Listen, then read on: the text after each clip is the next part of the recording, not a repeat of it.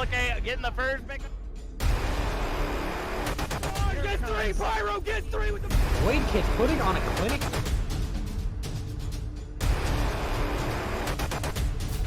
Whole team's down. Oh!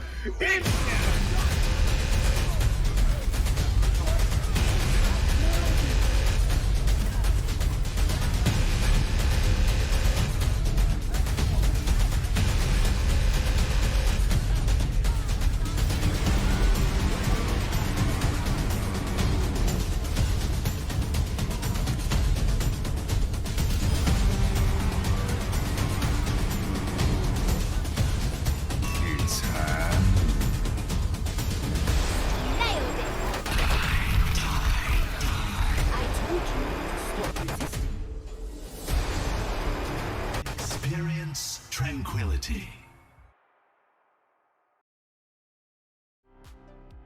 Hello everyone and welcome back for some more Tranquility action. Tonight, I am Worstcast, joined here by the amazing Mr. Yeti for some grand finals action of the Transcendence tier, and this could not be a more hype matchup, which could have been seen last season.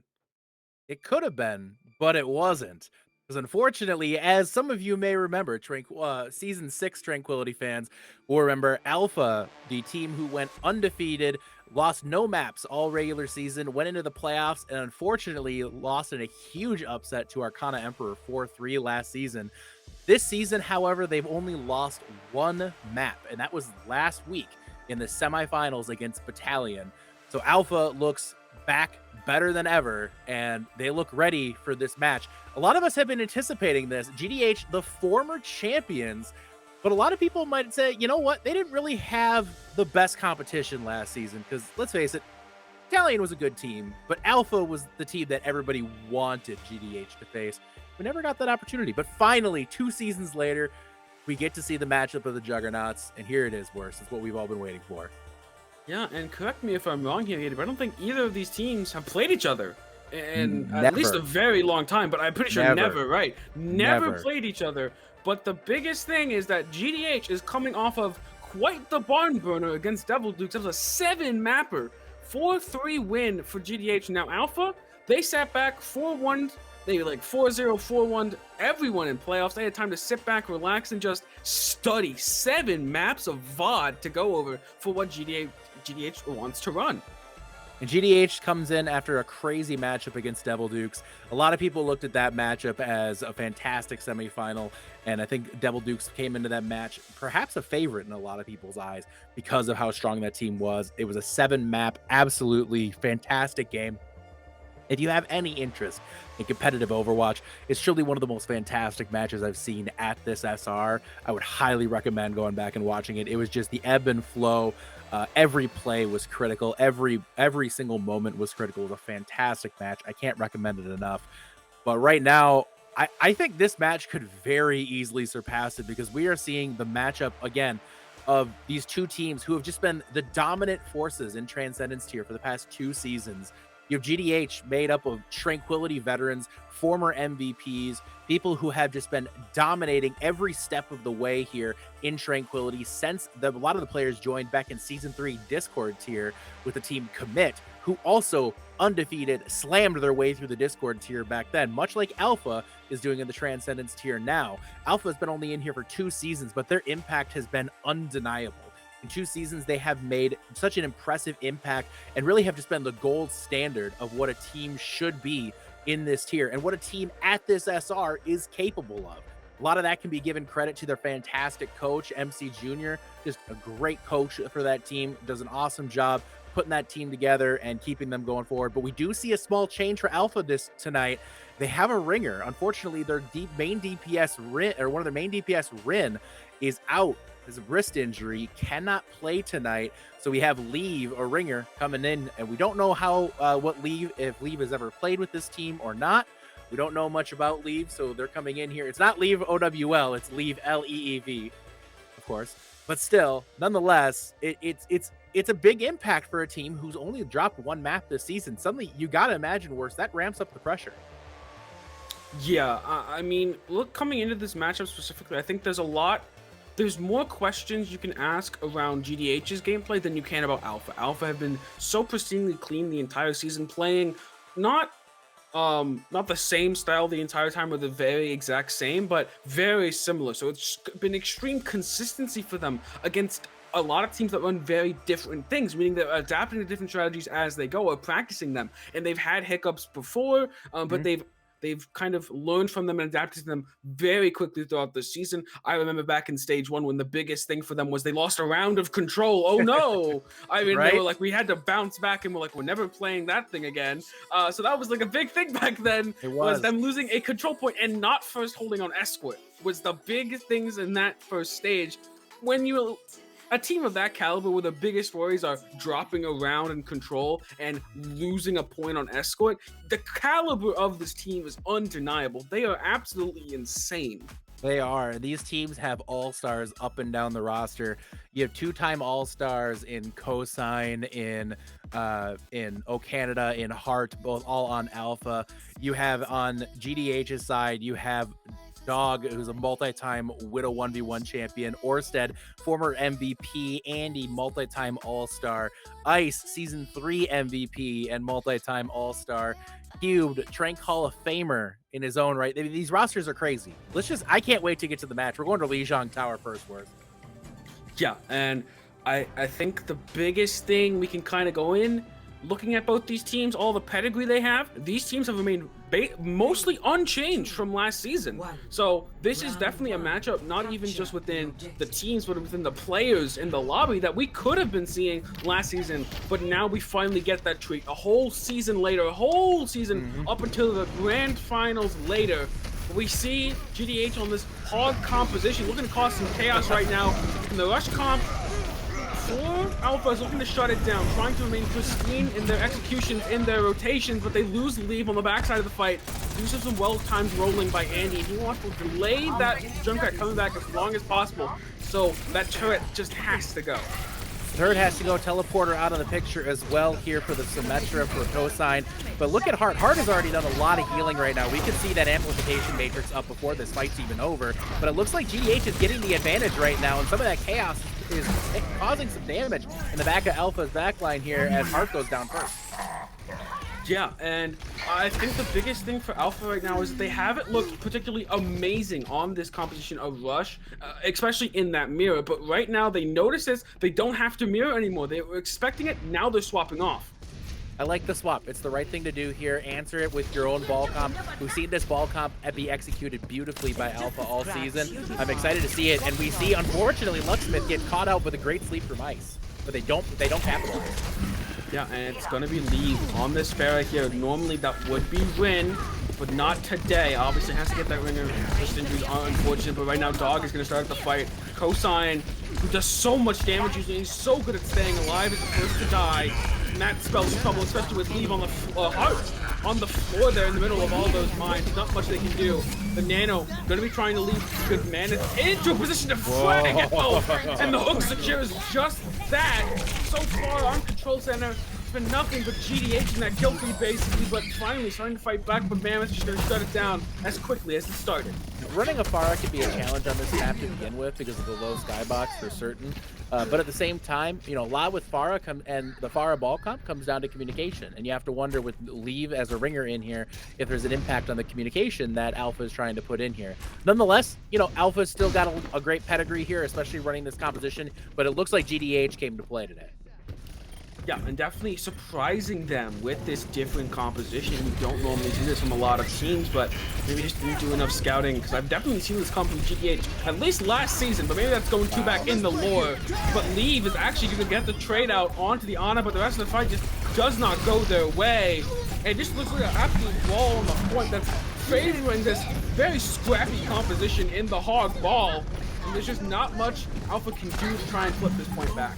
GDH came out very aggressive right now, and the backline of Alpha seems to be in a bit of fits right now as they try to get back together here. The stall is on right now, but so is the Death Blossom, and it's just all over but the crying already for Alpha. And GDH, they came to play. They aren't intimidated at all by this team. Yeah, and that's really just catching Alpha off guard is exactly what you want to see. Yes, they're good at adapting, but are they good at adapting against a composition they probably have never scrimmed against, probably have never really seen before? I mean, like I said, I've seen it, but that was old lore. Like, you are not going all the way back then and expecting them to run similar compositions. I don't know if they've done it all season, especially with not all the games being streamed. You might not get all the accurate information into multiple different team comps. You've seen them against Devil Dukes, but Devil Dukes ran a very particular style. They did. And that's all they saw.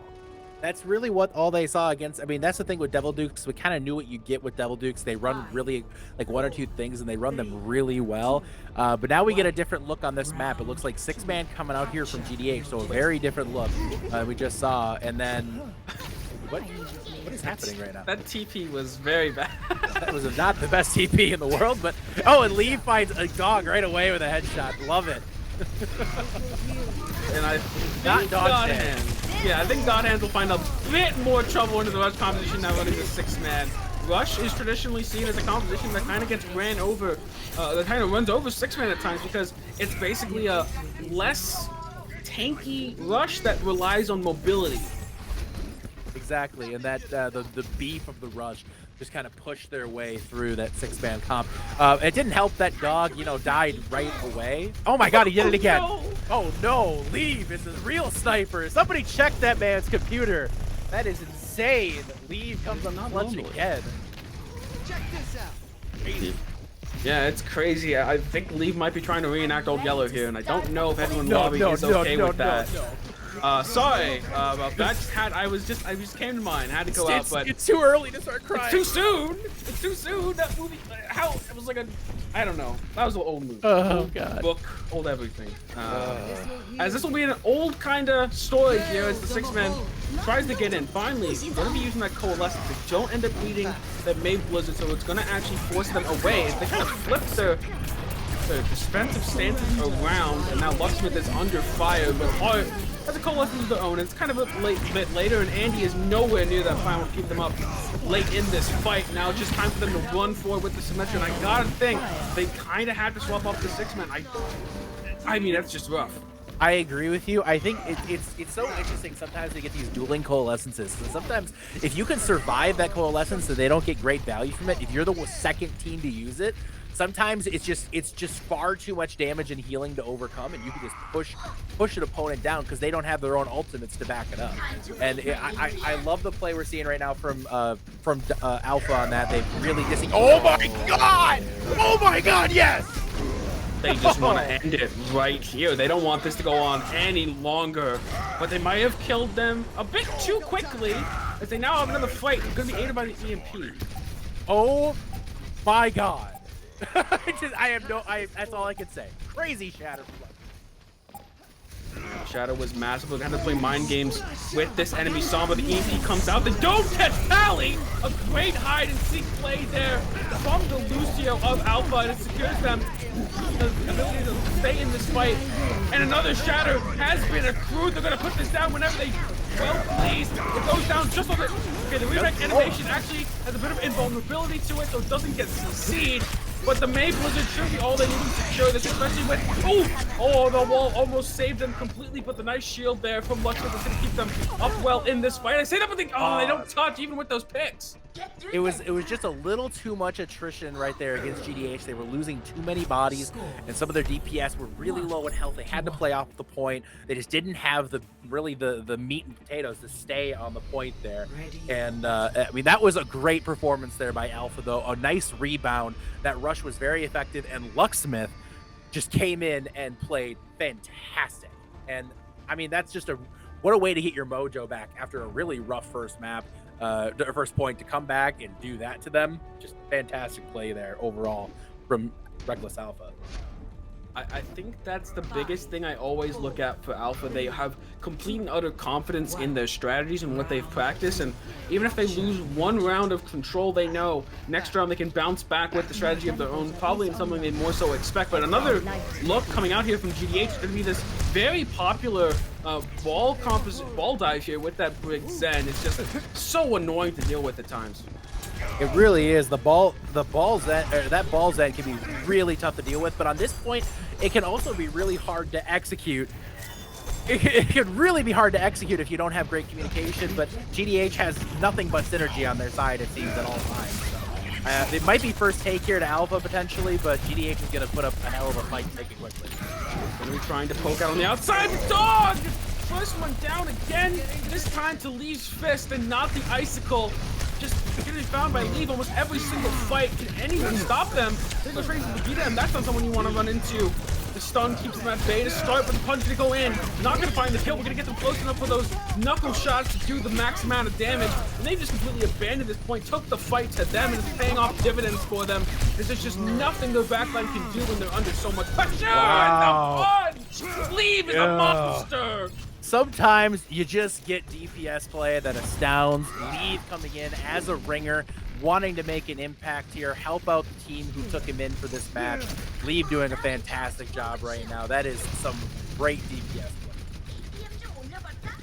Looking to circle them here with Orsted's EMP. In that brawl, they find it a 6-man EMP! It's the time to push forward! Lucksmith left without support from his team because their abilities are all taken away. Has no option but to die. Can they make it back into this point? I think that dude just went off the map, but I'm not quite sure. They did, and look at the turnaround here. Using Coalescence, both Coalescence and Transcendence now implemented here from both teams. It still hasn't turned over, and this, by all means, here comes Lucksmith back. This is not a fight that's over. Just finds one in the back, and the pin comes in a voice, a bit of a vacuum suck right there. Time to clear some minds. Don't run into them there. You gotta be careful, just for that Diva Bomb coming in to clear them themselves. The stick of the cosign that shut down their main source of damage here. In that Symmetra, they're gone. Twig is low on the ground once again. The bump is all they need. Steve is a ballroom baller right now. That is finding all the kills they need. This Tracer now has no recall in a tough spot and leaves on a warpath. This Doofus has paid off dividends for them in so many ways. As we're back to Control Center. We go back to Control Center briefly. That's you gotta love tech sometimes. Esports ready game, by the way. I mean, Alpha, just what a way to answer after such a rough first point here. It's just the cleanup right now. GDH had a huge 6-man EMP, but they just did not have the backup to be able to capitalize on what should have been a relatively easy cleanup, but they just did not have the communication, it seems, to be able to finish off the primary targets they needed to. Alpha peeled off the point, gave them a couple ticks, turned it back around, Lucksmith comes back, and then it's over. You know, it came down to a fantastic play there. Really impressed by Hart. They play on that Moira at the very end there, turning that fight around despite being down 6v4, putting in the Coalescence to secure that and keep that team in that map. it really was impressive, worse to see just how well they bounced back from a fight that should have just been gone. But that's kind of the alpha that you expect to see. You expect to see a team who never believes that they're out of a fight, because this is a team that hasn't dropped very many maps this season. They've dropped one. Yeah, and that we've seen now 3 different looks from God Hands, right? 2 of them didn't go so well. I think the biggest reason for that 6-man not going well is just stubbornness there from GDH. They counter comped you coming out of spawn. You see it happen and you don't go and swap back. You instead try to run it into them. And we saw how that went, 100 to 0 rounds back to back. Once they get away from that very, I mean, I'm gonna say unique style with that Roadhog. You just see Alpha knows the matchup so as well, knows what they're doing against so many different kind of compositions. And for GDH, can you run that Roadhog composition on something like a Eichenwald or like a Blizzard World? Like that isn't replicable on those types of maps. It really isn't. But I mean, the thing with GDH is GDH has fantastic coaching. They have Rocket on their side. Rocket, we all know, DPS player for Wisp and T2. Just all around smart Overwatch mind. Coach Moon. Yeah, they call him Coach Moon, and for good reason, because he's just a fantastic coach. He helped them a lot when they were playing against Devil Dukes to turn around some of those maps where they were down. They turned around, they came out, they won the last 2 maps in a pretty convincing fashion. So with a team like GDH, yeah, Alpha gets up 1-0, but now they start talking about how they can turn this around. This is a team who's been on the ropes all season against very difficult competition. We've seen this throughout. They come back, they bounce back. This is a team that's resilient. They trust each other. I still look at GDH here to come out strong as we get to the next map here. It looks like they're going to go to Volskaya for our next map. So I do expect to see GDH answer here, but Alpha, that map could not have gone better for you. And we are going to Volskaya, and I'm gonna be real. Last time I casted Alpha, I saw some dirty things on this map. That was a full hold of full holds. Like it was disgusting how they dismantled their opposition on this map. So I think if Alpha, they are like, oh, we'll take this every day of the week. And I don't know what God Hands, I mean, I don't know what kind of prep they've done for Alpha. I mean, I said this, like, they have 7 maps worth of VODs to go over for GDH, of like them trying extremely hard. And you have to and you have to keep in mind they do have replay codes, but all these teams have access to the replay codes from every week. So every team has access to all the different angles you could possibly ask for each of these guys. So you have to figure scouting is playing a part for both these teams. What it comes down to in the end for me is just who is going to execute their plan, execute their heroes better. Because I think both these teams are just outstanding. You can't deny the synergy from these guys. Really, both teams. It's just outstanding. For me, individual execution is going to make all the difference today. And I think individual execution made a difference on that first map. You saw Leave, fantastic Doomfist, fantastic on the May, came up big when they needed to. Cosign did not have a great map, but it didn't matter because Leave picked up the slack. Oh Canada had a pretty okay map, but it didn't matter because Lucksmith came in on that Reinhardt and made all the difference when they absolutely needed them to. So, and Hart, great support play overall as well. And I expect to see, again, great individual play is going to make a huge difference here. But GDH has very good impact players as well on their team. So it's going to go either way here. It's going to come down to who makes the big plays when their team needs it. I don't think scouting is going to be a difference here. I don't think it's going to come down to which team has better synergy. I think it's going to come down to individual playmakers making the plays that they need to win the map every single time. And we saw GDH be the victim of that just last map. But GDH could very easily respond as Mini comes in now on DPS, and I think that's going to be a big difference maker here for GDH. But I think a big thing is I want to see them, because they have such good impact players, I want to see them set up those players with the compositions they run. I don't want to see the 6-man into a team like Alpha, because that 6-man will get dismantled, and you're not setting up your DPS players like you're playing a Sombra Reaper style that is solely focused around the tank play, the tank support play a lot of the time. But I've seen such amazing things from the DPS on GDH that I think they can do a lot more styles than that, and I see that already. And I want to see GDH do some work with some more of the double shield that we've seen them do previously. Now, granted, these first 2 map types aren't the best for double shield at the same time, but double shield has worked really well for them when they ran it last week against Devil Dukes. I would like to see them run it again. Andy's a fantastic Orisa player, but we get a pause here. It looks like looks like Ice might have had a connection issue, so we are working on getting them back. But I would like to see them come back here with a change on their composition here. I want to see them on defense. I want to see that Orisa back in play. Let their DPS pop off a little bit. Let Minnie and Dog kind of shoulder the workload for the team while they chill behind Mammoth and Andy, who are playing on the double shield, and let their DPS set up those off angles, set up those alternate angles where they can actually give Hart and Palico a really rough time for Alpha. Yeah, but I think the concerns that come with the double shield kind of angle here for GDH is the fact that you saw it a little bit there before we went to that pause, but they're running their signature ball dive with the Zen Brig that they run on this map. They run it either with an Ashe or with a soldier. Right now they have that soldier, and they also run it with a tracer. And usually it's Cosign on the tracer, but with Leaf coming in, I don't know if they're as comfortable in that long range hit scan role that the Ashe or soldier would take. So Cosign's taking on that duty, but Cosign can take double duty any day of the week on that role. They're just so amazing. Absolutely. No, I agree with you. And that this composition is very potent when it's in the right hands. And I think there's no question that Alpha's the right hands to run this kind of composition. We see a switch over to the Sigma here. So now we're getting Ball Sigma from GDH. And I do like that a little bit better than the Ball DB for what GDH is running right now. We're going to see who can get into these off angles that they so desperately need. That Sigma is going to be used kind of as a safe barrier what a shot. The dive. But Leave is now gone. Minnie finds the head tap that they need. And now you kind of see Alpha has to run back, trying to take out Andy. He's probably too far in that back line, but now Minnie is set up behind a shield of their own. Has to be some poke, has to come in, probably from that Zenyatta, try and remove that shield. I really like that there from Lux, with other Hammonds would have gone in and tried to stick around far too long. With the boot from O Canada as well, these tanks are absolutely doing an amazing job of stopping this rotation from coming through, and so far it's resulted in kill after kill after kill. And the flags keep on coming. GDH took a little too long to get set up after they got that early pick, and then unfortunately Andy got caught out, and it just after that, you know, Andy had a tough time getting back before Dog was able to get. I'm sorry, before Leave was able to get back for Alpha, and by the time Leave got back, it just was there was too much presence on the high ground there for GDH to contest with. So Alpha or GDH right now, they need to get refocused here, come back, get their angles back, just try the same thing again, because honestly it works. Just don't get caught this time. Same rotation. How does Alpha respond?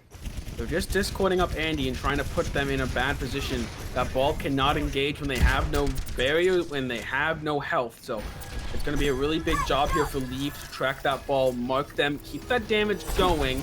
So far, they're doing a good job of it. The ult are online first now here for Alpha, but Leaf in a precarious situation. The positioning for Alpha is incredible. Like, they are putting so much pressure on this building here. For GDH, there's almost no safe route, and what a stick! Just what a great tracer play from Lee. What a fantastic, and normally that would be Cosign, but they have another one. How incredible is it that you have so many good players on one team? Obviously that is a ringer this time, but they are just gonna rout the enemy team with that pick. They lost their Zen.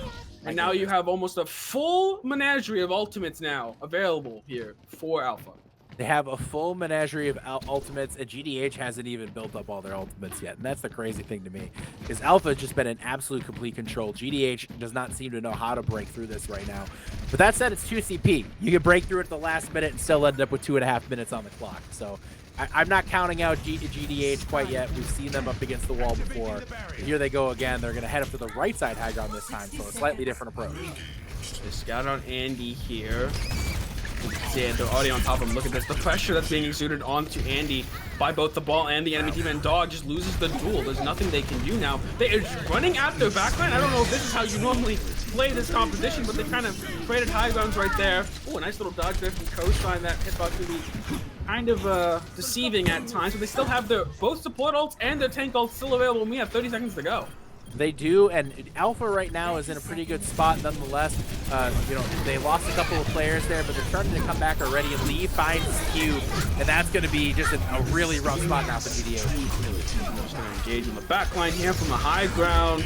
Some great just default play here. Some great fundamentals coming out for Alpha so far, and they just repel the enemy offense.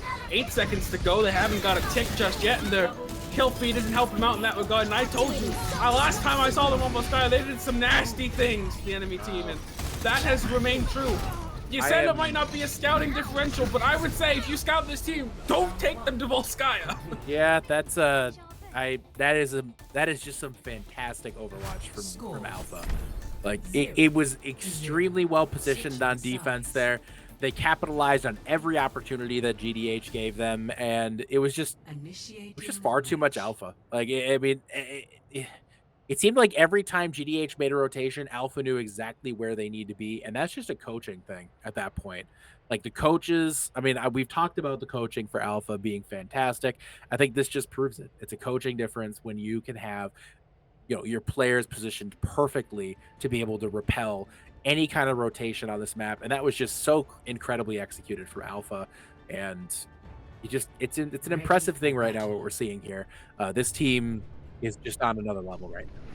Yeah, and this is the kind of stuff we've been seeing since stage one. This team has not divoted once the entire season. I don't know if this can be stated enough. This team has remained consistent the entire season. That is unheard of from teams. Teams don't remain this consistent. Even Godhands, who made it here, lost games, lost maps, had very close series, and they're an amazing team.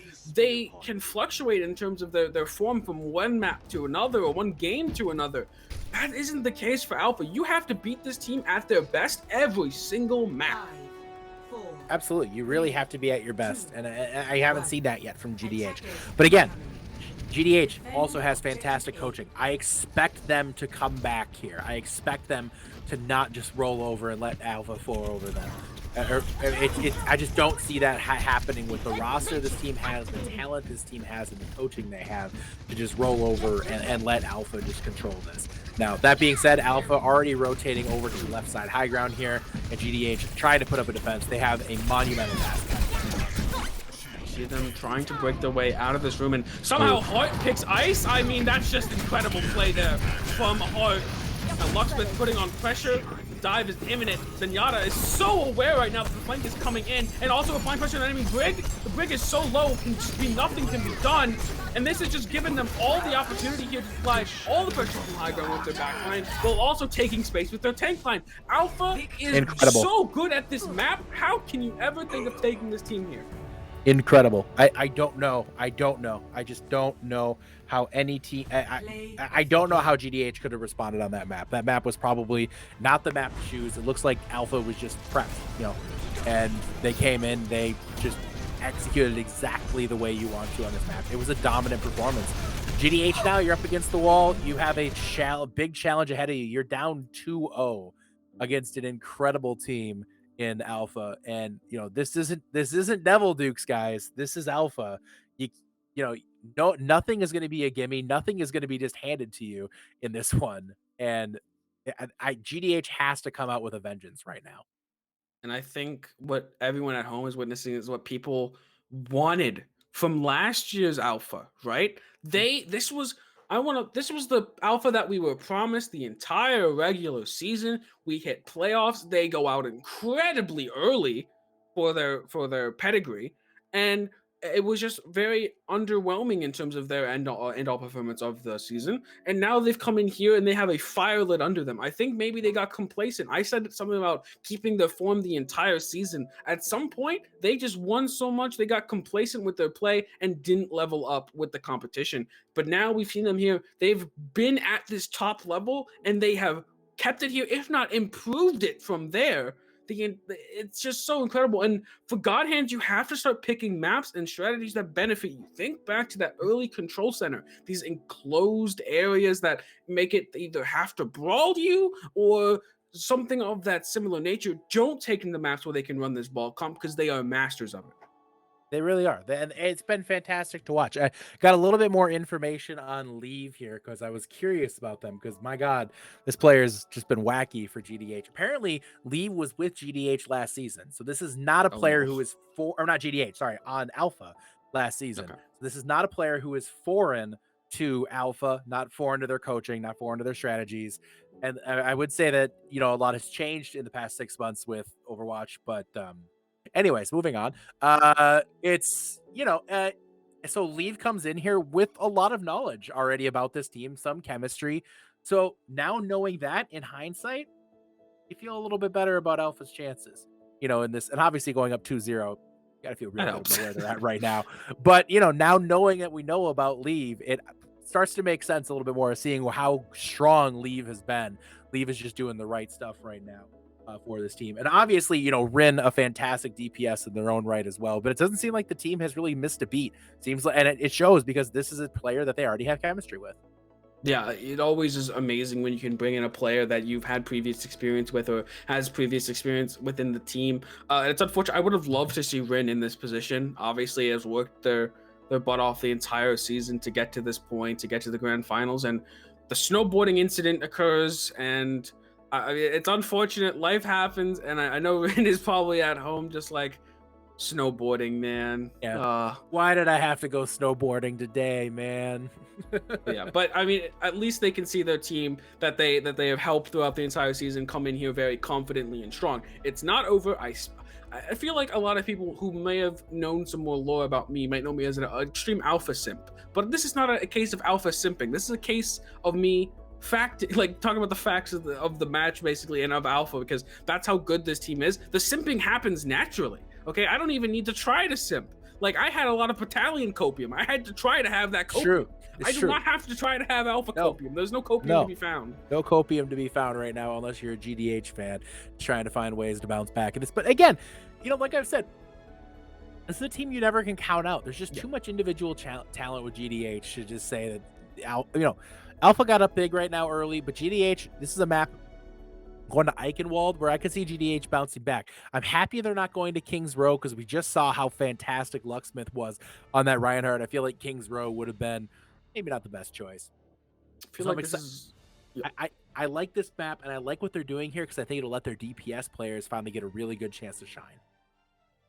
Yeah, I feel like this is kind of a hybrid of like a King's Row and something like a more open Volskaya. Like, that second point is such an open Volskaya, whereas the first and third points are these enclosed areas that you kind of have to brawl in. This is going to force Alpha to think. They can't just run that ball composition the entire time. They can't just set up on these opposing high grounds and rain down death and a carnage from above with their Zenyatta and something like a soldier. I say that, but they're just going to do it anyway. So disregard that. They're on their own thing, but we might be seeing a similar kind of mirror maybe, or maybe the hog comes out. Maybe they pull it out again. I don't know.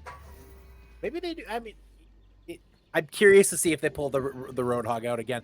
I mean, Mammoth Man is a fantastic Roadhog. We saw great hooks when they were playing Roadhog on map or on Lijiang Tower, but you know, I don't know if that's the play. I expect, yeah, there's the Diva. I expected to see a Diva to help control some of that high ground space a little bit on this map. But you know, GDH has got to come out big here, and I don't think this is going to be a simple map for. I don't think any. Yep. No need to mess about. And Telly shenanigans. Yeah, that didn't work at all. Yeah, don't go the way as planned. But off to this hybrid 6-man. I don't know what Mini's gonna do. They're probably scouting a little bit, seeing what they're on. Might see the ball composition. Now, just a Tracer Genji 6-man is not something I normally see every day, but maybe it's their answer to the 6-man composition. Maybe Coach Moon or Rocket has cooked something up. You know, Mini is a very, very good Genji. We've seen Mini do a lot of great work on the Genji in the past, and they've already found their way to find Leave. And that's a big early kill. Getting that Echo off the playing field means no stickies, no focusing beam. It's going to be a lot of damage taken away there now for Alpha. Help! Oh, look at Dog! What a not heart. Yeah, they kind of have this. This I just don't like the ball comp. Where do you put your supports? Where do you put them in a place where they can't get engaged on easily? It's much better on second point, but I mean, look at that. They can just get walked at the entire time. Obviously, they lost their Echo early, but I mean, they're gonna walk past your tanks every day of the week. They sure are. That did not go great for Alpha there. Defense, and GDH, that's a nice momentum starter now. You know, Dog looking really good on that Tracer, trying to come back with a vengeance. Got the pulse bomb before cosign. So Dog looking to come back pretty hard here. But we see Mini going in real deep right now at half health, trying to push on to Leave. Leave with that focusing beam, not able to take him down. So Mini on that Genji is going to come in. No nano. All his blades are going to be naked blades here. Yeah, right now we're just gonna see how this composition now functions when there's high ground in play. Who do they send up? Who do they send down? That Moira cannot follow. You gotta move as a unit kind of misleading that they have the Winston Diva, because they're not going to be jumping very often with their DPS, because they need that Moira to be with them. They're going to try and take this high ground first. They do just that. Mini is low, looking for some type of health pack, but the supports are the target. They're looking them, hunting down hard. Get them out! Get them out of there! They can't. They did not find them with the stickies, and Canada and leave. Just getting the job done there for Alpha. It was an interesting rotation from GDH. They got the high ground control, but it didn't really matter because they didn't have the positioning to really be able to capitalize on any of that rotation that they put into place. I need to know, why Genji? Why not a Sombra Tracer composition? I think that would be much more effective. You can set up even an Echo, even anything. Even like, yeah. Anything mobile, anything with mobility that isn't Genji, as the minefield will be coming in on the backside, gonna force their tanks and supports to split, and that's gonna be really dangerous for them, especially Andy. Not a lot of burst healing can come out with this composition here for Godhand, so it's gotta be sustained healing through the Moira, and you just don't have that when you have to jump back into it in the last second. Canada got really deep there, but he's gonna get out because there's just not enough. There's not enough burst damage coming in there. We see the bomb now invested by Mammoth Man, but again, it's not like they just don't have anything to really help push through this choke right now because they don't have any support ultimates to help get through. Yep, and now here it goes. Lucksmith into the backside. Split again for Godhands, though. This Genji is trying to act as a solo agent, but they just can't do anything done by their own. When are you going to blade when you're 2 HP? Definitely not when Leave is beaming you down. Now you have a copy Diva in your backline. There's a bomb any second now, and you're just in such a rough position. This is what I kind of worried about. When you get to the second point, what is Godhands going to do? And so far, it's not been much. No, it really hasn't been much. We're just kind of seeing them just kind of flounder around this choke point. They invested Sound Barrier too, and it really didn't get any value at all. Here comes the Blade, but it just gets canceled out right away by Transcendence. Like, what is the end goal here from GDH? They just have so many questions, and now they push it with Coalescence, but it's just they just don't have the follow-up on it. The mines are so good from Lucksmith. They find 4 a stick and they just split. You're sticking a ball at full HP. You have to fix something. You have to change something. I don't know if Ashe is the answer. Don't they just get left? Okay, they're swapping completely off to this competition, but can your backline even get into a position? You know, I'm happy to see them swap here. I would like to see even Andy perhaps swap off the Ball. I don't know if Ball's the right choice here, but we're going to give it a go anyways and try to push through. Ball try to push through in that front line here. Try to put some pressure onto their supports who are just kind of free healing onto this team right now. And, well, back to the spawn room for Cube. It just, again, it's like GDH just can't get anything started right now. I know we talked about, like, oh, we don't want King's Row because of that Reinhardt, but man, I think they would have preferred King's Row to this. Like, this is Volskaya PTSD right now. Like, you're just getting bombarded from high ground, set up on, you don't have rotations to go through. It's just, it's rough. It really is, and I mean, there's not really a whole lot of action going on because it feels like every time one person is slightly overexposed from GDH, Alpha is just there to capitalize on it. And I don't know if GDH is just having trouble figuring out how to approach this or what they're going to do here, but they need to come up. They need to come up with a plan, and they need to do it quick because it seems like every time they try to do anything right now, Alpha's immediately responding.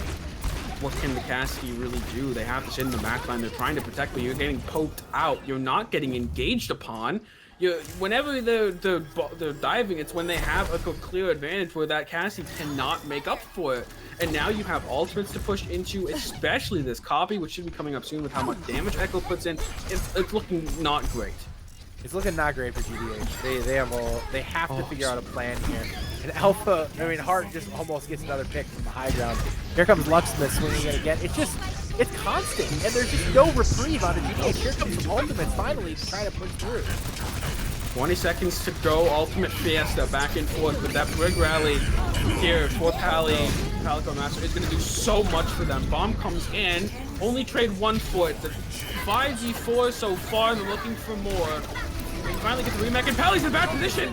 Brig's on the low ground, but can they even take him out? How is that Brig not dead? They just don't have the follow-up for it, and now Ice is gone, Discord is gone, and Volskaya all over again. All they have to do is wait 1 point to get back to their home field advantage. It just never really seemed to get going. Like, all the momentum that that GDH had after capping that first point just dissipated as soon as you got to point 2. And Alpha just never even relented on the choke. Like it's just Initiating it was match. just really good defense from Alpha. Like they never relented. They never gave them room to set up anything. The aggression from Alpha just to capitalize on any one person pushing through these chokes.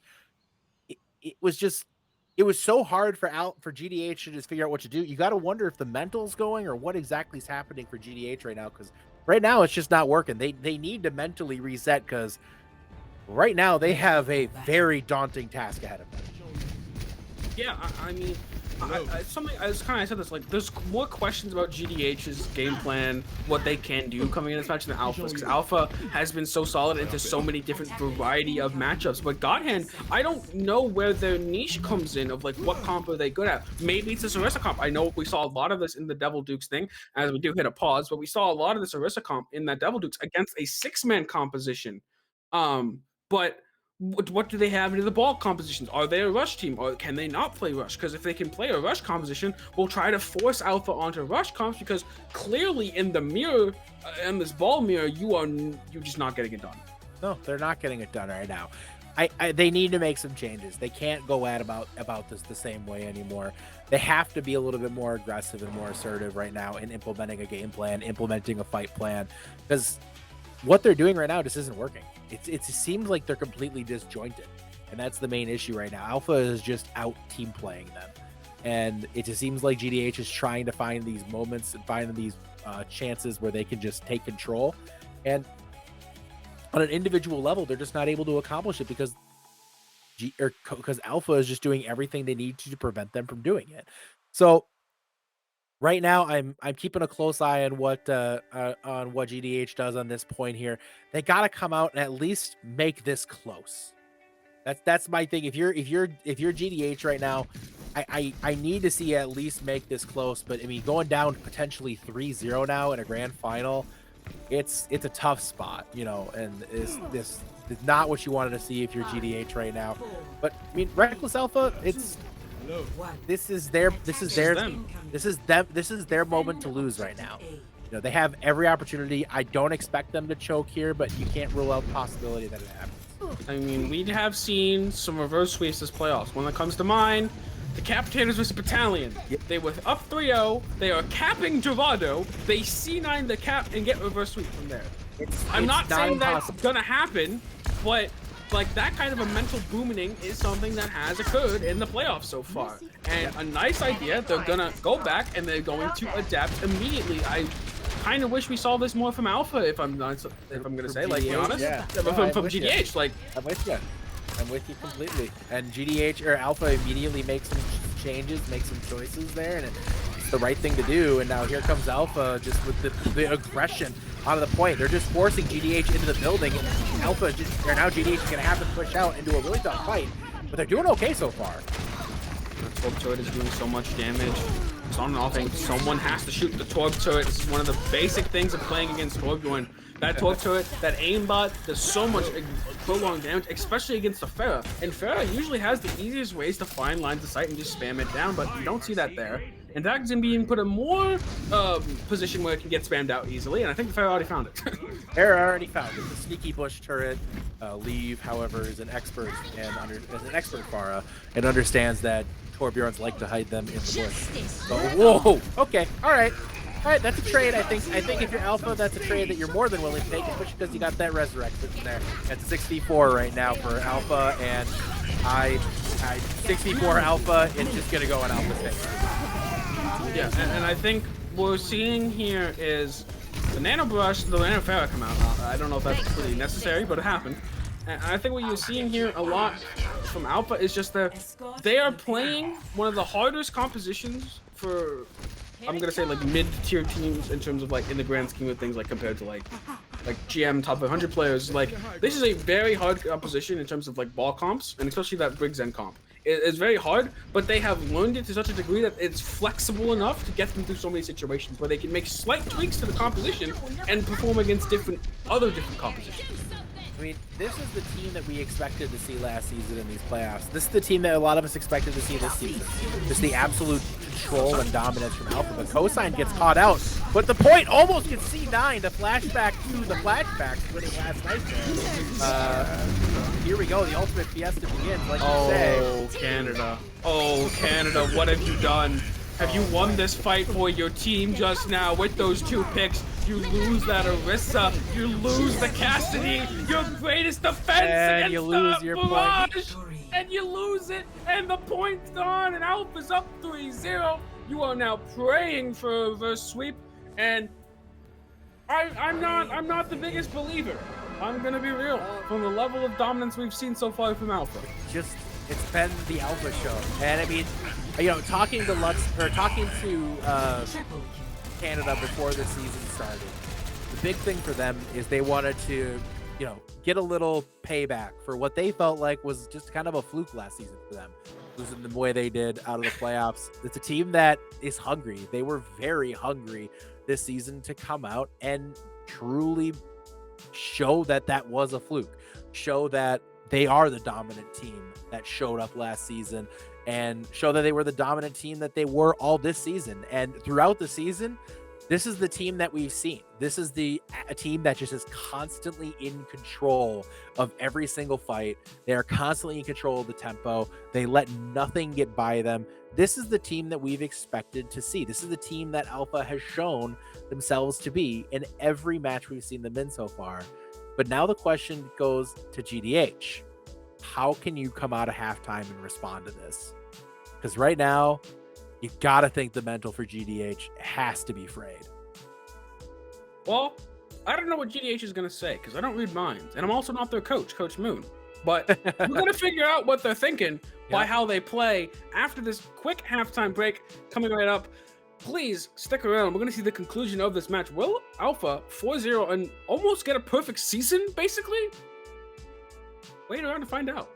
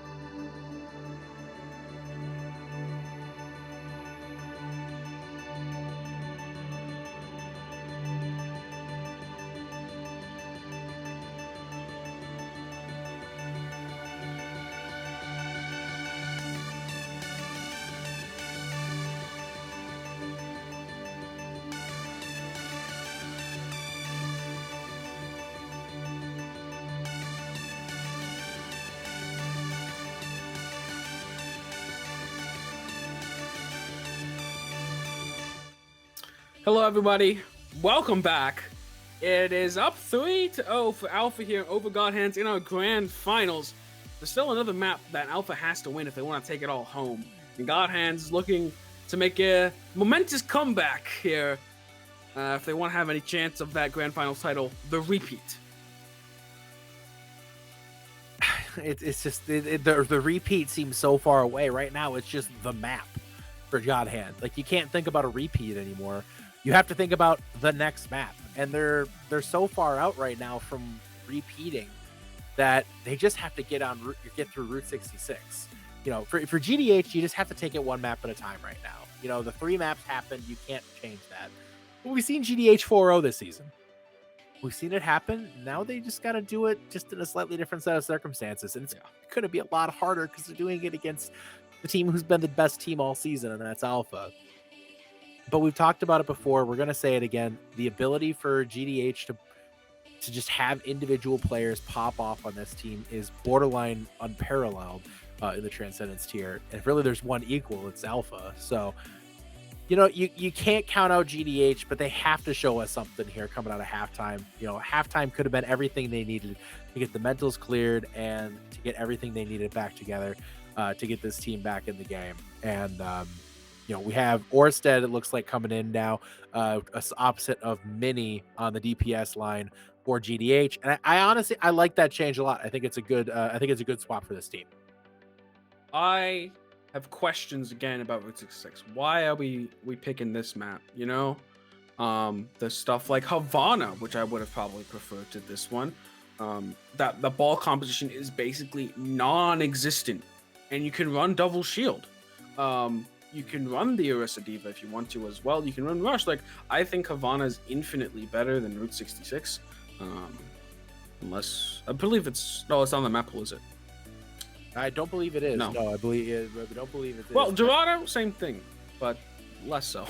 We just saw them win last week on Dorado. That was the map 7. Well, they win on every map. They won everything. No, man. no, they not Alpha. Map. We just saw it. Oh, okay. They took Dorado last week, map 7.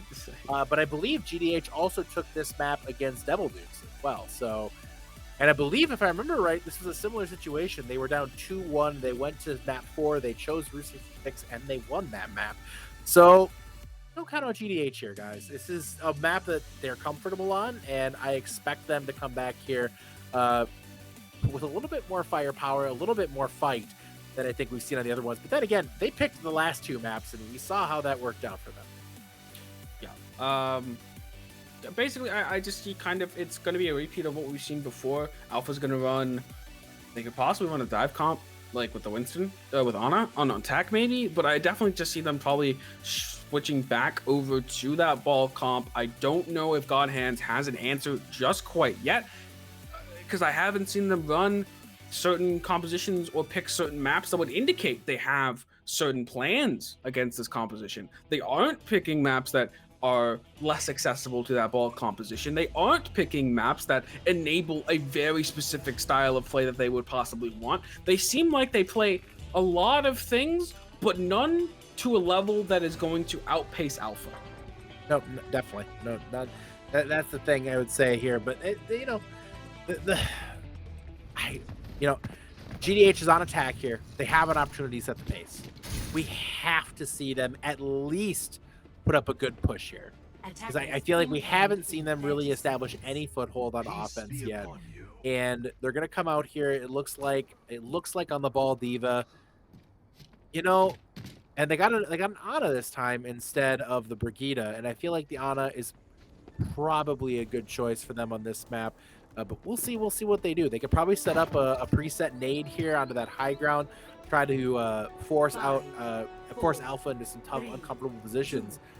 Almost as uncomfortable a position as you would be if you ordered boneless wings instead of bone-in wings. I'm sorry. You've started. It's spilled over. It has inflamed Yeti's soul to the point that it must be stated on cast. You know, boneless wings are just chicken nuggets. Anyways, doesn't make them not bad. Doesn't make them not better. But we are going to see here, this is their Eichenwald attack answer that they had before, and we saw how that got dismantled. I kind of would like to see the Zenyatta on that top right, but instead it's going to be on top of this gas station. We'll see if they can get up there for God Hands. You know, God Hand, I look to them to push up here. They have the Brigida instead of the Ana like I originally thought. They're going to try to fish out here on the Lucksmith perhaps, try to get a stun on him. And they do. Great stun by Cube, setting that one up. And, I mean, that's exactly what GDH needed to get the ball rolling here, so to speak. Pun very much intended. But, I mean, now it's 2 kills for GDH. What a way to spin this back. And that's the momentum you need to start this off. That was an uncharacteristic kind of play there from Lucksmith. Typically, so amazing on that ball. This entire series of engaging in with some swinging in, but not committing too hard to get caught out. Now they have to retake here with the setup from Godhands. But you see, their Brig is not with their Zen, and their Zen can get caught out because of it. Why is your Brig not with your Zen in this competition? That is the linchpin of the comp. That is just something that I see, like, you don't see that happen for Alpha. That's a mistake they don't make. They did find the Tracer there. Mini finds the Tracer. There's the Transcendence now for Part along with the EMP, but Mini did get the Deadeye off here. Not able to find any targets, but it does prevent the follow-up here from Alpha on that EMP. So really well played by Mini there to hold off the damage. Here comes the Diva Bomb now from Old Canada. The ultimate Fiesta is on, but GDH is coming out on top. Why is hard back there? I mean, potentially booped off by a something. Something I think must the ball have got misplaced hard. them. I think Yeah, maybe the ball finally got the heart. But much better on the attack side so far from Godhands than they have previously. But again, second point, more troubles, more roadblocks may await them. I'm impressed. This is what the GDH that we expected to see come in, and that's a great kill on the lead. So they're starting to get some momentum finally here, but GDH, we've seen them struggle to break through these early chokeholds that you get from Alpha. They just use map topography so well, but it looks like they're going to be able to get through this first choke here and start to push to the bridge here. Finally, a little positive momentum. Here comes the push onto the choke here with what a great kill on the Lucksmith. It's just well executed now by GDH. I mean, that's just something we just don't see from Lucksmith typically. It's been an off map so far for them. We'll see if they get back into it. Now they have to kite back, have both support ults. They do have that ult advantage here. Just a rally could be invested, but they're gonna let Canada get out of mech before they even decide to pop the rally. This is just late decision making from Alpha, not something we typically see. They're gonna try to get Oyster out of here. That pulse bomb is okay. Just throw it at the wall. Lee will walk into it. I guess Lee was just as bamboozled as I was. Now Hart is caught out. Doesn't have anyone there to support him, and this is just kind of disorganized from Alpha, but also a good opportunity for Godhands to get onto these straggle targets. You know, maybe perhaps Alpha got a little bit relaxed during halftime. GDH spending some time with the coaching, spend some time clearing the mental out here. It's a good opportunity for GDH to just bounce back. And again, we've talked about individual playmakers for GDH. Right now, Andy is making a lot of fantastic plays so far on that wrecking ball, and they're really capitalizing on some really bad decision making from Alpha so far. So GDH coming out with a little bit of more firepower than we've seen so far. But you got to wonder, is Alpha going to stop playing with the food here? They're going to start getting serious. Yeah, it's also kind of weird to see Lucksmith get caught out so many times when there is no Sombra on the field. Usually that's something that can kind of make ball players shiver a little bit. They get so hard countered by that hack, just right clicking someone basically while they're in the air. Slamming can just completely put them out of the way, but now they're going to slam in the backline looking for some follow-up, doesn't find it. Lucksmith's like, I'm just getting out of here. I don't want any more part of this. That's what I've been seeing all series from them. But these last two times, they've been coming out in weird positions. Might have to Transcendence out of this minefield, but you know, we'll be just a bit more safe. And now it's on Orsted here to make something happen on this high ground now with this pulse bomb. Orsted going to have to try to come up big with this pulse bomb. Does not, in fact, find his way back to the spawn room instead. We see self-destruct input by Mammoth Man, but not finding anything. Leave is taken down, and the kills continue to trade right now. So it's certainly not over for GDH, but the trades will slowly start to favor the defense here. They're going to play this mid-fight, though. Both teams having to back off just quite a bit. They have Leave swapping off over to the Ashe. Need some more long-range damage for a composition that only has that Tracer and Ball. They don't have something like a Sombra, like I said, to also apply pressure to the backbench. The Ashe should be a little bit more open to get this damage through, especially on Zen. Watch your head right there, Ice. You have that Transcendence. It's so vital for you to keep that up going into this next fight. The high noon could be massive trying to push in here, but Lucksmith, again, the aggressor, hoping to not get caught out in. It's all of Mini's attention has to get focused on the cosign here.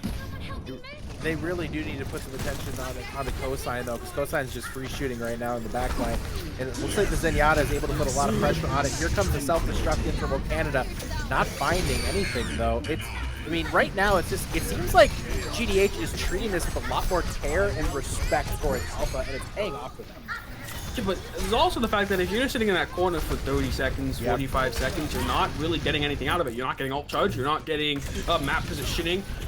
You're not getting much out of it. You aren't dying, but that isn't a win condition for you. You're on attack. Defense has the win condition of not dying and maintaining map control. You don't have that if you just sit in that corner. And now it's just, oh, Canada, I'm sure they're losing the life on this point unless by some miracle they can get back in. But no, not going to be the case. We need to see these all come out fast. GDH getting some pressure here. Look at the ultimates they built up. They built up quite the ultimate bank. They got 4. And honestly, the opportunity is now for GDH. Really, they have a big chance here to push and get a full pull in a match where they've been basically dominating the entire time. Smith is under pressure, finally getting some help there. The rally is good. Orsted could try to shut it down with this pulse bomb, but I don't know if they're going to get the opportunity to, especially with O Canada so near. Right, let's take a duel with Cosine, but that many health packs, just a little bit of a decider there. Still, Cosine is in a bunch of trouble, has to get out. Now O Canada to the rescue. They have Bob here. How fast can they use this Bob and make it last? There's Palico just whacks him in the head with a mace, and they're just gone. The fight's over. Again, turn it back up, and in that span of time we saw, not much was even accomplished from GDH. We need to see them be more proactive. They were not proactive at all, and now look at the ultimate situation. You had an opportunity, you had the advantage for just a brief period of time.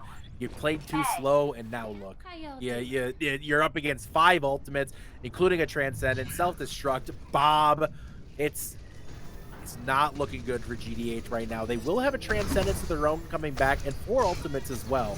So, while not dire necessarily, it's a tough spot right now for GDH. Let's see here, what can they try to do with these ultimates? Are they going to try to Diva Bomb, force out potentially Hard's Transcendence, something that Alpha did to Ice? As they already see, Andy is just gone. I mean, your ball is getting bullied in your own backline. I think they did that to get Remac. That's unfortunate. They're gonna go in though. The bomb no, Canada can be big here. They can hide behind it, use it as a barrier. Just run, no Canada, live! As they do just that, they click a DMX right after. So low, doesn't get the DM off, will be living. All the healing is going right into O Canada, but the squad still remains. Look at them, they're 1 HP, they're so low. Finally, they get removed and ultra flying everywhere. Particle effects on your screen every which way you dang see. And now it's just Pally trying to do so much on the convenient in the backside. The cart. You have to touch. Orsted is that savior of the point, but is it enough? It's right now, they took out both supports, so if GDH can stabilize a little bit here, but they just 4 kills in a row for Alpha. Right after I say that, they had no supports, and all that's left right now is Zuby on the point. He does stay alive long enough for Andy to get back here and get the mines off, so Andy is going to be able to relax on the point for just a moment, but, I mean, literally just a moment. I mean, all things considered for GDH, that is the most life we have seen out of them all night tonight, and finally we see a respectable push from them. Yeah, it's respectable, but now we have to see their defense measure up, right? We just haven't seen that so far. Every map they've been held so early into the points that we don't know how their long end pushes would go. And even then, on Volskaya, they took it first fight. Eichenwald didn't take them much longer to cap. Control is the only one that doesn't follow these typical escort kind of rules, so we don't know how that really goes, but 200 zeros for them.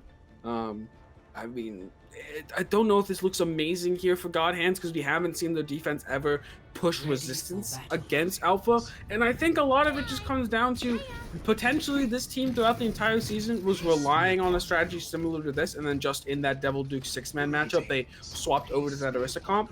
And the fact of the matter is, I believe Alpha is just a better team at this composition than you. I agree with that. I agree with everything you're saying, but I think, you know, I think right now GDH, they finally put up a little bit of fight here, but it's so hard to count out Alpha. It's just their ability to just make plays on an individual level, and then on top of that, just really good ability to back each other up. Like, even when Alpha was going down in fights, they had so much ability to just scrap out a fight as a team together, and it's really impressive from Alpha. And that's what's kind of been blowing me away from them so far tonight. Just really good overall, just fantastic teamwork and team play, and we saw it really come together there nicely for GDH, but I mean, or for Alpha on that final defense here. But GDH have an opportunity. So They have to try to prevent this sweep here. Their life is on the line, and really that golden box of victory is not too far into point C. I mean, look at this. Look at how much faster they are putting their supports in key positions. You know, in order to get their supports there, GDH needed them to get 2, like, basically random picks, one on the ball, one on the enemy brig. But for Alpha, you see them, they're just able to rotate their supports and their tanks and even their DPS in such perfect ways around this map. They just know it better. A fundamental that a lot of teams in lower levels don't understand is getting your supports into position before you engage, or as you're engaging, or as you're rotating, getting your supports where they need to be in order to take a fight with any sort of positioning favorability. And right now, Alpha has executed that beautifully, and it really is just kind of a masterclass right now in the way you're supposed to be playing this. And we're going to see C9 potentially here from GDH. I mean, not quite. Is it a C9 when all your players are now just dead? Not wrong. Just, My God. just going crazy. This is crazy. We said there's potential for God hands, but their second point and third point have to be immaculate if they want to make up this time bank. I mean, it is Alpha doing a bit of some Alpha things. This is what we wanted to see from them last season. It just came a season too long, and I think a big thing is that some of these players on Alpha won't be like eligible to play in the Transcendence here. I know some of them. Funny enough, it's actually only one of their players. Just only Cosign. one of them? Just Just Cosign. Cosign? Oh. Yeah, Cosign was 4,300. The rest have not exceeded 4K. It's just a team that they play great team Overwatch, and they have great individual players. You know, maybe not the SR to show for it, but hey, you know that doesn't necessarily mean a whole lot when it comes down to team Overwatch. We're seeing consistent great team play from them today. Right now, I mean, they've already positioned. Oh, that. I mean, Cosign, that was maybe not the play you were looking for there, but the heart look at the heart back up here. It's crazy. I mean, it's when you lose Cosign, you have heart doing DPS. Oh my God. Mini though. Mini has awoken for that Mini one is- shot. Mini is back in the game a little bit here, controlling the high ground nicely. Like, as you know, Canada says, you know, He's off the high ground. Yeah, he was on the high ground. He was. But Mini did a good job there. Got the team back, forced the bomb. Like, not bad there for Mini. But you now lose cubed. You have to get Ice's Transcendence as fast as possible. Will they pop it now that they're down 2 in this fight? They're going to be popping a lot of ults here. Gonna put the mines as well. Orsted looking for a kill here onto O Canada. The slam is gonna clear a lot of those mines, but the Bob just punches Pally in the face, basically, takes him out. But Hard is still just fragging, doesn't need any support. And Cosign, back for the 3rd time, by the way, has died many a time first in these fights. Those legs. Now that everyone else, they spent too many resources killing him, that now he's free to shoot people. Old man has been getting in the wind sprints, it seems, here today. But I mean, like, as much as we compliment Alpha, GDH just keeps getting like 1 or 2 kills in each of these fights, prolonging this as long as possible. Which the longer it goes, the better for GDH. Of course, as I say that, that's the point. Yeah. So, and we were just informed, by the way, by production. Both teams capped this with about 4 minutes and 28 seconds left. Exactly 4 minutes and 28 seconds left. So identical times. So we saw GDH not able to push past that golden box of victory here. The question is can they stop Alpha from doing the same? Not out of the question. Damn it. Yeah, and right now it's gonna be, where do they position their support? Do they get them in good position? So far, Cosign's gonna get booped out here, but O Canada to respond. They're trying to hold this high ground for their supports to rotate up to. I love that they're proactively taking that space beforehand so they can secure it for their supports. Now it's on themselves to heal each other. Gotta keep it to the up. Oh, this whole low has the Transcendence, doesn't pop it. I believe that's the situation you should pop that every day of the week, but it doesn't matter. Everyone else is dead. Maybe you don't. Maybe I just don't have enough faith. Even as the #1 alpha simp of Tranquility, maybe I don't have enough faith in this team. Cosign just single-handedly wiped out 4 players on TV. Just Cosign just turned on the visor and it was just over. And right now, Alpha is in a prime position here. They have 5 people near the point and 6 coming in right now. They're ready just to finish it off right here. GDH has to scramble. Yeah, right now Cosign is getting a little ball by the mines there. Bomb to the backside. How much does this get them? Not much. This might be a lost fight here for Alpha. Until Lucksmith kills 2 somehow with these mines. And the Brig is also one-shot now. Can they finish them off? Transcendence is available there from Ice to keep them up. And now the ultimate economic reset has occurred. Both teams right now sitting with no ultimate, and I mean GDH probably didn't want to burn that Transcendence, but it got so dire at the end. it's just the scrappiness of Alpha sometimes is we talked about at the beginning, is they get down 6-4 in some fights, but they still just find ways to turn it around.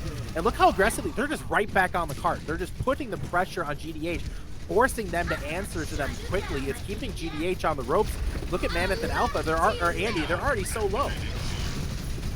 Your tanks are going to take a lot of damage here. You don't have the greatest amount of resources to keep them up. But Leave takes out the hope. Their savior there is Cube with that rally, and now it's just taken away from them by one pulse bomb. They have Cosine running forward with the visor. I mean, really, this isn't going to accomplish much. It's just going to do a little bit more consistent extra damage with Mini on his back on the flank, trying to get damage. The only way they've really been able to find kills so far is by flanking their DPS around. It is a 4v4, now a 3v4 on this fight, but I think it does favor Alpha in a lot of different ways. They've actually swapped off to the Ana and the BAM just to provide a bit more extra stuff, but I mean, Cupid's gone. How much of a heads-up play is that to just rotate your dive to the high ground, take out the BAP almost instantly? Some teams can get bogged by that and just never answer that Ana. I mean, this is Alpha. It's over. They've done it. Alpha completes the 4-0, completes the dominance that we've seen all season, and they truly are the alpha of the Transcendence tier this season, and they take the championship 4-0. Of course, This is like God Hands versus Battalion last season, but I am God stunned. Hands getting 4-0. I am stunned by the performance of Alpha tonight. Just absolute dominance. Well, I can say with confidence that I have casted 2 grand finals with God Hands in them, and both of them have been 4-0s. So, you know, there's some consistency to it with God Hands and 4-0s in grand finals, but maybe not how they would have liked the consistency to go. Not ideal for God Hand fans. I mean, it's been a great season for them. What a run for this team as a whole over 4 or now 5 Trank seasons. It's been the whole crew on that team has constantly been a factor in every single season, and even in a season where they were playing in a tier that was above their SR level, playing in a tier that was uncapped, they still came out with a vengeance and still made a run in that tournament as well.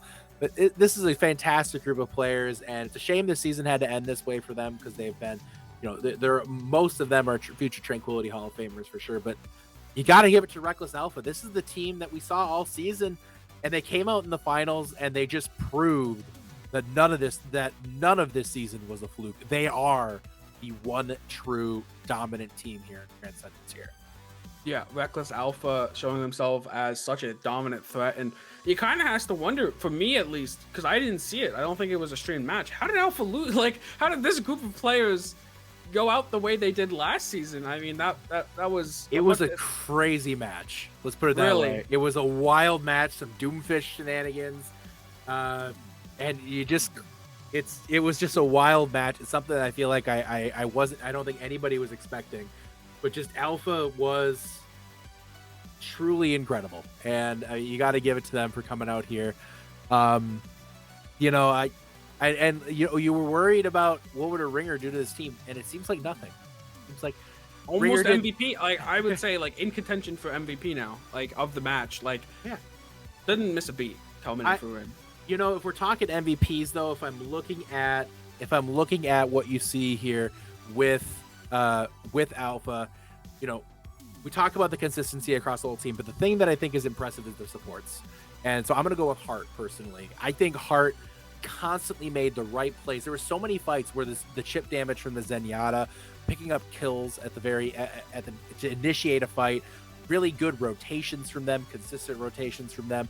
I think when you look at support play, that is the ideal support play, is what you saw from Alpha there. And I have to give it to Heart. I think Heart just stood out as just an absolutely outstanding support player. That Zenyatta was just brutal tonight. Worst. It was just dominant. And I mean, think of the times where, there was at least a few times where I saw where he just would dual ice and just win. Yeah. So for me, it's Heart. I don't know if you have what your thought is on that. I have thoughts on this team. As someone from day one, I've been a simp for this team. I know this team in and out. All these players could easily be MVP, except for Pally. Someone clipped this and sent this to Pally.